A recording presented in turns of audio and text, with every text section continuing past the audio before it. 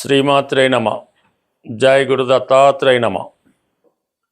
ఈ వీడియోలో మనం ఫిబ్రవరి 17వ తారీఖున కుంభరాశి యందు ఏర్పడబోతున్న పంచగ్రహ కూటమి, అలాగే ఈ 17వ తారీఖున అమావాస్య ఏర్పడుతుంది.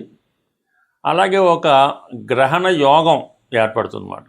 అంటే గ్రహణ యోగం అంటే సూర్యుడు, చంద్రుడు, రాహు ఒకే రాశిలోకి వచ్చినప్పుడు గ్రహణం యోగం ఏర్పడుతూ ఉంటుంది. ఈ గ్రహణ యోగంలో పుట్టినటువంటి జాతకులు ఎవరైనా ఉంటే వాళ్ళు జీవితంలో అనేక ఒడిదుడుకులు, ఇబ్బందులు ఎదుర్కోవడం జరుగుతూ ఉంటుంది. అంటే సాధారణంగా ఈ యోగాలు పుట్టినప్పుడు ఉన్నటువంటి యోగాలు ఆ వ్యక్తి యొక్క జీవితాంతం ఏదో విధంగా వెంటాడుతూ ఉంటాయి. అందుకనే వారు పుట్టినప్పుడు తగు విధమైనటువంటి పరిష్కారం చేసుకుంటే ఆ యోగం ఇబ్బంది లేకుండా జాతకుడు అభివృద్ధికి మళ్ళా కారణం అవుతూ ఉంటాయి. అలాగే ఈ ధనిష్ట 3-4 పాదాలు, శతభిషం 4 పాదాలు, పూర్వభాద్ర 1, 2, 3 పాదాలు ఈ కుంభరాశిలో ఉంటాయి. అంటే ఈ టైంలో ఎవరైనా మనకి ఈ ఫిబ్రవరి 17, 18, 19వ తారీఖు కొంతవరకు జన్మించినటువంటి పిల్లలు ఎవరైనా ఆ టైంలో జన్మిస్తే వారి జాతకంలో ఈ గ్రహణ యోగం ఏర్పడుతూ ఉంటుంది. కంపల్సరీగా వాళ్ళు ఆ టైంలో పుట్టిన పిల్లలకి శాంతి పరిహార కార్యక్రమాలు చేసుకోవడం వల్ల వాళ్ళ జీవితంలో అభివృద్ధి కలుగుతూ ఉంటుంది. మొత్తం మీద ఏంటంటే ఇప్పుడు ఏర్పడినటువంటి ఈ అమావాస్యతో కూడినటువంటి గ్రహణ యోగం వివిధ రాశుల వారికి ఏ విధంగా లాభపడుతుంది, ఏ విధంగా నష్టం జరుగుతుంది అన్న విషయాన్ని వివరంగా తెలుసుకునే ప్రయత్నం చేద్దాం.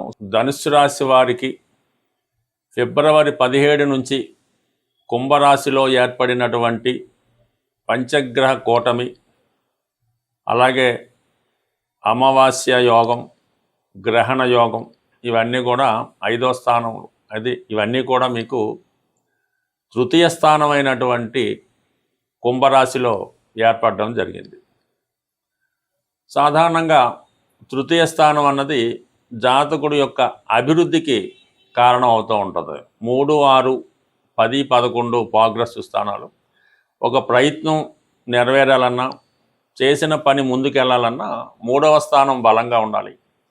3వ స్థానం అన్నది విక్రమస్థానం, అలాగే భాతృస్థానం. అంటే అన్నదమ్ముల సహకారం కానీ బయట జనాల యొక్క సహకారంతో జాతకుడు తన అభివృద్ధికి చేసే ప్రయత్నాలన్నీ కూడా 3వ స్థానంలో కనబడుతూ ఉంటాయి. అంటే 3వ స్థానం బలంగా ఉంటేనే జాతకుడు ప్రారంభించిన పని ముందుకు వెళ్తూ ఉంటుంది.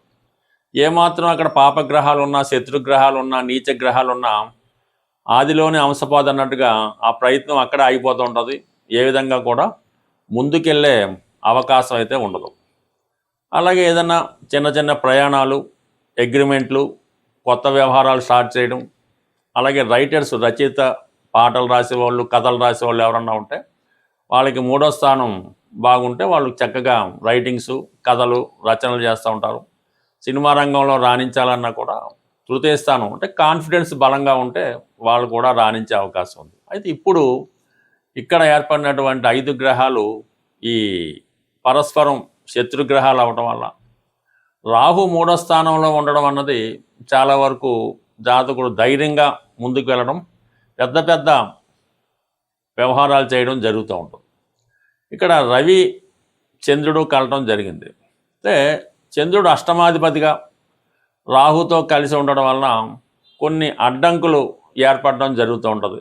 స్మూత్గా వెళుతున్నటువంటి వ్యవహారం సడన్గా ఆగిపోవడం, ఏదో కారణం వల్ల పనికి బ్రేక్ కలుగుతూ ఉంటుంది. రవి కూడా అక్కడ ఏర్పడడం జరిగిందన్నమాట. న్యాయంగా వెళ్ళే వ్యవహారంలో ఎవరో ఒకరు జోక్యం చేసుకొని మీ యొక్క వ్యవహారాలను టర్న్ చేయడం జరుగుతూ ఉంటుంది. అంటే ఈ విధంగా చేయకుండా ఇంకో విధంగా చేయండి, మీకు అందులో బాగా లాభం కలుగుతూ ఉంటుంది. ఎంతసేపు డైరెక్ట్గా ఈ విధంగా చేయడం వల్ల పెద్దగా ఉపయోగం ఉండదు అని మిమ్మల్ని డైవర్ట్ చేసి వేరే అనెతికల్గా అక్రమ సంపాదించే వైపు తీసుకెళ్లే అవకాశం ఉంటుంది. అది జాగ్రత్తగా నిర్ణయం తీసుకోవాల్సి ఉంటుంది. ఇదే సమయంలో కొంతమంది మీకు బాగా అనుకూలమైన వ్యక్తులు శత్రువులుగా మారడం, ఏదో ఇతర వ్యవహారాల్లో కూడా ఇబ్బంది కలుగుతూ ఉంటుంది. అలాగే శుక్రుడు అక్కడ చేరడం వల్ల, బుధుడు చేరడం వల్ల, బుధుడు దశమాధిపతిగా రాహుతో కలియడం వల్ల కొన్ని కొత్త అవకాశాలు వస్తూ ఉంటాయన్నమాట. ఉదయం ఏజెన్సీ లాంటిది రావడం, ఈజీగా మనీ సంపాదించడానికి ఏదో కార్యక్రమం తెలుస్తూ ఉంటుంది. అటువంటి వ్యక్తులు మీకు తారసపడుతూ ఉంటారు. అలాగే గతంలో మీకు ఉన్నటువంటి పార్ట్నర్స్ కానీ, మీ వెల్విషర్స్ కానీ మిమ్మల్ని వేరే దోవలో మళ్లించాలనే ప్రయత్నంలో ఏదైనా వృత్తి సంబంధించిన వ్యవహారాలు టర్న్ తీసుకుంటాయి. ప్రస్తుతం చేస్తున్నటువంటి వృత్తి కాకుండా వేరే వృత్తిలోకి మారడానికి ఈ గ్రహస్థితి కొంతవరకు అవకాశం ఉన్నది. ఈ శుక్రుడు వల్ల ఏంటో కొన్ని కొత్త పరిచయాలు ఏర్పడతాయి. శుక్రుడు రాహు ఏర్పడడం వల్ల చాలా కాలంగా మీకు గతంలో కలిసి విడిపోయిన వాళ్ళు, కొత్త వాళ్ళు మీతో పరిచయం అయ్యే అవకాశం ఉంది. వాళ్ళతో మీరు కొంతవరకు ప్యారలల్గా ప్రయాణం చేయడం వల్ల చాలా వరకు అది మానసిక ఆనందానికి సంబంధించి, అంటే ఏదో కొత్త స్త్రీలు ఫ్రెండ్స్ అవ్వచ్చు, స్నేహితురాలు అవ్వచ్చు, వాళ్ళు పరిచయం అవడం వల్ల వారి సమస్యలు మీరు కూడా భరించవలసి ఉంటుంది. వాళ్ళ కష్టాలు మీరు భరించడం వల్ల మీ కొంత ఎనర్జీ వాళ్ళ కోసం ఖర్చు పెట్టడం వల్ల ఇది కొంతవరకు సొసైటీలో కొంత బ్యాడ్ నేమ్ లాంటిది రావడం జరుగుతూ ఉంటుంది. ఇప్పటిదాకా ఉన్నటువంటి మంచి పేరు కాస్త చెడ్డ పేరుగా మారడం జరుగుతూ ఉంటుంది. బట్ ఏదైనా మీ నడవడికలో, మీ యొక్క వృత్తి వ్యవహారాల్లో, మీ స్నేహితుల వ్యవహారాల్లో కొంత మార్పు రావడం జరుగుతూ ఉంటుంది. అది న్యాయమైన మార్గంలో కాకుండా అన్యాయం వైపు టర్న్ తీసుకునే అవకాశం ఉంటుంది. కాబట్టి కొంతవరకు కొన్ని రోజుల పాటు జాగ్రత్తగా మీరు వ్యవహారాన్ని ప్రస్తుతం ఉన్న పరిస్థితిని కొనసాగిస్తే మంచిది తప్ప కొత్త వ్యవహారాలు చేపట్టడం వల్ల కొన్ని ఇబ్బందులు తలెత్తి మంచిగా వెళ్తున్నటువంటి మీ జీవితంలో మళ్ళీ అడ్డంకులు, అపోహలు ఏర్పడి మళ్ళా కొన్ని పాత సమస్యలు కొలెత్తి కొత్త ఇబ్బందులు మొదలెట్టడం జరిగే అవకాశం ఉంది. బట్ ఏదైనా కొన్ని రోజుల పాటు, అంటే మనకి ఈ మార్చి నెల 14-15 తారీఖుల దాకా, అంటే రవి మీనరాశిలో ప్రవేశించేంత వరకు కొంచెం జాగ్రత్తగా వ్యవహరించండి. దాని తర్వాత ఆటోమేటిక్గా అన్ని సమస్యలు వాటికవే పరిష్కారం అవడం జరుగుతూ ఉంటుంది. ఏదైనా మీ యొక్క నిజాయితీ, ఒక స్ట్రైట్ ఫార్వర్డ్నెస్, ఆంతరికంగా మీలో ఉన్నటువంటి స్వచ్ఛమైనటువంటి మనస్తత్వం మిమ్మల్ని జీవితంలో ముందుకు తీసుకెళ్లే ప్రయత్నం జరుగుతుంది. ఏమాత్రం అన్యాయం వైపు మళ్ళినా ఇప్పటిదాకా సంపాదించుకున్నటువంటి మొత్తం గుడ్ విల్ పాడయ్యే అవకాశం ఉంటుంది. ఇప్పుడు మన ప్రస్తుత 17వ తారీఖున ఏర్పడుతున్నటువంటి అమావాస్యతో కూడుకున్నటువంటి గ్రహణ యోగం, అంటే దీనివల్ల చంద్రుడు ఇబ్బంది పడతాడు. అంటే చంద్రుడు బలహీన పడిపోతుంటాడు. పూర్తిగా బలహీన పడిపోవడం వల్ల కొన్ని రాసుల వారికి అది ఇబ్బంది కలుగుతూ ఉంటుంది. అలాగే రవి ఎప్పుడూ బలవంతుడిగానే ఉంటాడు, కానీ గ్రహణం పట్టిన సమయంలో రవి కూడా బలహీనం పొందుతూ ఉంటాడు. కంప్లీట్గా ఆ యోగ ప్రభావం వల్ల రవి తన సంపూర్ణ ఫలితాలు ఇవ్వడంలో ఆసక్తులు అవుతుంటాడు. ఆ కారణం వల్ల రవికి సంబంధించినటువంటి రాశుల వారు కూడా ఈ సమయంలో ఇబ్బంది పడడం జరుగుతూ ఉంటుంది. అయితే సహజంగా బుధుడు కూడా అదే రాశిలో ఏర్పడడం వల్ల ఈ బుధుడికి రవి వచ్చినప్పుడు ఈ బుధాదిత్య యోగం అనే యోగం ఏర్పడినప్పటికీ అక్కడ రాహు కూడా కలడం వలన, అంటే రాహు సాధారణంగా బుధుడికి ఏమి ఇబ్బంది పెట్టడం. రాహు బుధుడు గురు శిష్యులు లాంటి వాళ్ళు అన్నమాట. బుధుడు ఏ రాశిలో ఉంటే ఆ రాశి ఫలితాలలాగా రాహుతో కలడం వల్ల రాహు యొక్క ఫలితాలు ఇవ్వడం జరుగుతూ ఉంటుంది బుధుడు. సో ఆ కారణం ఏంటంటే బుధుడు అత్యంత మేధావిగా మారుతూ ఉంటాడు. బుధుడికి మంచి సహకారం లభిస్తూ ఉంటుంది రాహు వల్ల. ఇది సైంటిఫిక్గా పరిశోధనా రంగంలో ఉన్న వాళ్ళకి, బాగా విద్యావంతులకి, మేధావులకి ఇది బాగా ఉపయోగపడుతూ ఉంటుంది. అయితే శుక్రుడు కూడా రాహు మిత్రులు అవుతుంటారు.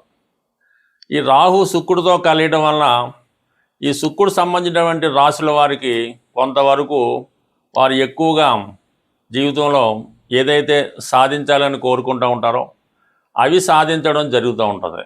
ముఖ్యంగా ఏంటంటే ఏదైనా ఒక వ్యక్తితో పరిచయాన్ని కోరుకోవడం కానీ, ఏదైనా ఒక పెద్ద వాహనం కానీ, గృహం కానీ కొనుక్కుందామనే ఆలోచన కానీ, ఎన్నాళ్ళుగానో ఎదురు చూస్తున్నటువంటి వ్యక్తుల్ని, అంటే మరి అబ్బాయిలైతే అమ్మాయిల్ని కలుసుకోవడం, అమ్మాయిలైతే అబ్బాయిల్ని కలుసుకోవడం జరుగుతూ ఉంటుంది. అంటే ఇది ఎవరి జన్మ జాతకంలో అయినా ఈ రాహు శుక్రుడు కలిసి ఉన్నప్పుడు అది ఒక విధమైనటువంటి కోర్కెలతో కూడుకున్నటువంటి వ్యభిచార దోషం లాంటిది అవుతూ ఉంటుంది.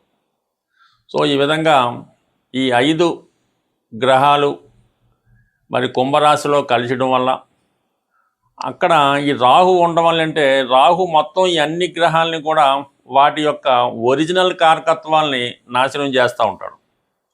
రాహు ఒక విషగ్రహం, ఒక రాక్షస గ్రహం, ఒక అవినీతికి సంబంధించినటువంటి అనెతికల్ గ్రహం మాట. అతనికి ఇప్పుడున్నటువంటి చట్టాలతో కానీ, ధర్మంతో కానీ, న్యాయంతో కానీ ఏ విధమైన సంబంధం ఉండదు.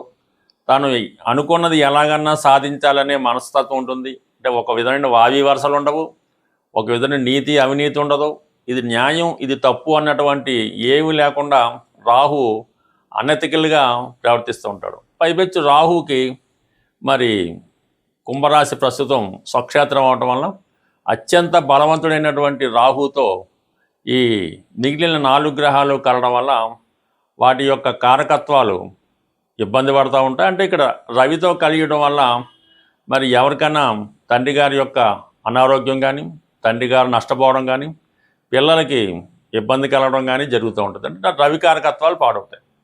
చంద్రుడు కారకత్వాలు తల్లిగారికి అనారోగ్య సమస్యలు, ఏదైనా హెల్త్ ప్రాబ్లమ్స్, ఆవిడ జీవితంలో స్ట్రగుల్ పడడం జరుగుతూ ఉంటుంది.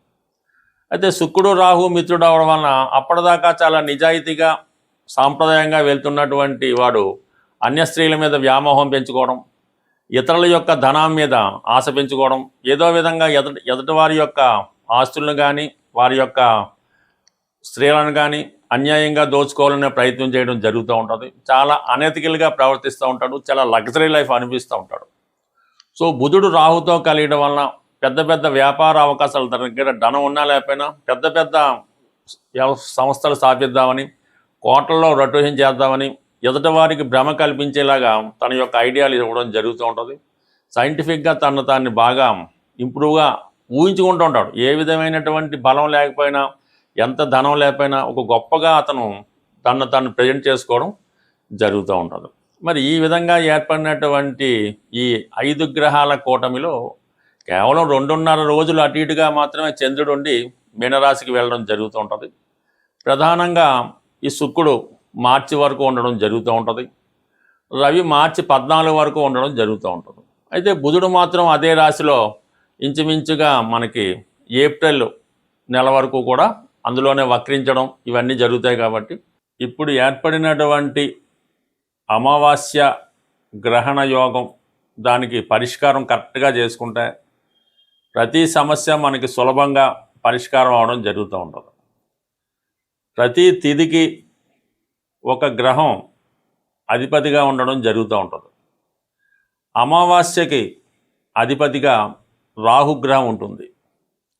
అలాగే అష్టమి నాడు కూడా రాహు ఆధిపత్యంలో ఉంటుంది. అందుకనే అమ్మవారికైనా చండీ హోమాలు అలాంటివి చేసినప్పుడు అమావాస్య కానీ అష్టమి కానీ ఎన్నుకోవడం జరుగుతూ ఉంటుంది. మరి ఈరోజు మనకి ఈ గ్రహణ యోగానికి అలాగే అమావాస్య యోగానికి పరిహారంగా అమ్మవారిని ఆరాధించడం వల్ల మనకి సమస్య పరిష్కారం అవుతూ ఉంటుంది. సింపుల్గా కనకదుర్గ అమ్మవారు లేదా ఒక శక్తి స్వరూపం, లేదంటే దశ మహావిద్యల్లో ఏ అమ్మవారైనా పర్వాలేదు. ఈ విధంగా మీకు ఇష్టమైనటువంటి మీ సమీపంలో ఉన్నటువంటి అమ్మవారి ఆలయానికి దర్శించడం, వీలుంటే ఒక నిమ్మకాయల దండ, ఆకుపచ్చ రంగుతో కూడుకున్న నిమ్మకాయల దండ అమ్మవారికి సమర్పించడం, లేదు ఒక 8 నిమ్మకాయలు అమ్మవారికి సమర్పించి తగు విధంగా కుంకుమర్చన ఏదో చేయించి మీరు ఆ పూజారి గారు మీకు ఒక నిమ్మకాయ ఇస్తే ఒకటి, ఇది 2 ఇస్తే 2 తీసుకొని అది మీ దగ్గర భద్రపరచుకోవాల్సి ఉంటుంది. ఒక 4 నిమ్మకాయలు ఇస్తే ఇంట్లో అందరి దగ్గర కూడా పెట్టుకున్నా మీకు ఈ యోగాల నుంచి అంటే ఈ ఇబ్బందుల నుంచి తొలగిపోయే అవకాశం ఉంటుంది. సో అలాగే చిన్నగా మరి ఇంకా ఇంట్లో పూజ చేసుకునే వాళ్ళు ఎలా ఉంటుందంటే అమ్మవారికి తమలపాకులో యాలకులు, లవంగాలు, అలాగే వీలైతే కొద్దిగా పచ్చకర్పూరం, అంటే పచ్చకర్పూరం మళ్ళీ 2 రకాలు ఉంటాయి. తిని పచ్చకర్పూరం వేరుగా ఉంటుంది, మామూలుగా ఇప్పుడు ఉన్నటువంటి అందరూ ఉపయోగించే స్మెల్ కోసం ఉపయోగించేది కాకుండా ఇటువంటిది అమ్మవారికి తాంబూలంగా సమర్పించడం వల్ల కూడా ఈ రాహుగ్రహ పరిహారం మీకు రావడం జరుగుతూ ఉంటుంది. బట్ ఏదైనా ఈ చిన్న ప్రక్రియ మీకు చాలా వరకు అంటే అమావాస్య రోజు చేస్తే మళ్ళా అమావాస్య వరకు మీకు దాని ప్రభావం ఉండడం జరుగుతుంటుంది. అంటే సర్వసాధారణంగా ఈ మధ్యకాలంలో ఏదో ఒకటి ఈ చేతికి కట్టుకోవడం జరుగుతూ ఉంటుంది. తాయెత్తు లాంటిదో, రక్షనో, అమ్మవారిదనో, ఆంజనేయ స్వామిదనో ఈ మణికట్టు దగ్గర ఇవి కట్టుకుంటూ ఉంటారు. రక్షాబంధనాలా కట్టుకుంటూ ఉంటారు. అవి చాలామంది ఏంటంటే సంవత్సరాల కొద్దీ అవే వాడుతూ ఉంటారు. అది సాధారణంగా మీరు అమావాస్య రోజు చేతికి ఉన్నటువంటి ఇటువంటి ఈ బంధనాల్ని, రక్షాబంధనాల్ని, కంకణాలని కంప్లీట్గా అవి తీసివేసి ఏదైనా ఒక చెట్టు మొదల్లోనో నదిలోనో కలిపివేయటం మంచిది. మళ్ళీ మీరు కొత్తది అమావాస్య రోజు మళ్ళీ కొత్తగా ధరించడం వల్ల దాని పవర్ మళ్ళీ వచ్చే అమావాస్య దాకా ఉంటుంది. అంతే తప్ప అటువంటి ఈ రక్షాబంధనాల్ని, తాయెత్తుల్ని వాటిని ఇలాగా సంవత్సరాలు బట్టి ఉంచుకోవడం వల్ల కూడా అది ఇబ్బంది కలుగుతూ ఉంటుంది. బట్ ఏదైనా కొన్ని పరిహారాలు చేసుకోవడం వల్ల నమ్మకం బట్టి ఆధారపడి ఉంటుంది కాబట్టి మరి ఇటువంటి ఈ పరిహారం సాధారణంగా చేసుకుంటే మంచిది. సో ఏదైనా మీరు అమ్మని నమ్ముకుంటే అన్నీ ఉన్నట్టే అని ఏదైనా ఈ గ్రహణ యోగం నుంచి తొలగాలంటే మీరు గట్టిగా పట్టుకోవడం అమ్మవారి యొక్క పాదాలు, ఆ సమస్య అదే మీకు సాల్వ్ అవుతుంది. స్వస్తి.